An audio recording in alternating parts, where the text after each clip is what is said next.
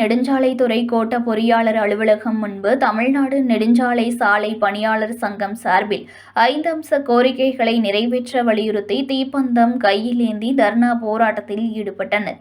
தமிழ்நாடு நெடுஞ்சாலை சாலை பணியாளர் சங்கம் சார்பில் 5 அம்ச கோரிக்கைகளை நிறைவேற்ற வலியுறுத்தி மயிலாடுதுறை மாவட்டம் மயிலாடுதுறை நெடுஞ்சாலைத்துறை கோட்ட பொறியாளர் அலுவலகம் முன்பு தீப்பந்தம் கையில் ஏந்தி தர்ணா போராட்டத்தில் ஈடுபட்டனர். மாவட்ட தலைவர் ரமேஷ் தலைமையில் நடைபெற்ற இந்த போராட்டத்தில் ஏராளமான நிர்வாகிகள் கலந்து கொண்டு சாலை பணியாளர்களின் 41 மாத கால பணி நீக்க காலத்தை சென்னை உயர்நீதிமன்ற தீர்ப்பின்படி பணிக்காலமாக முறைப்படுத்தி ஆணை வழங்கிட வேண்டும் என்பன உள்ளிட்ட 5 அம்ச கோரிக்கைகளை வலியுறுத்தியும் நிறைவேற்றாத தமிழக அரசை கண்டித்தும் கண்டன உரையாற்றி கண்டன கோஷங்களை எழுப்பினர்.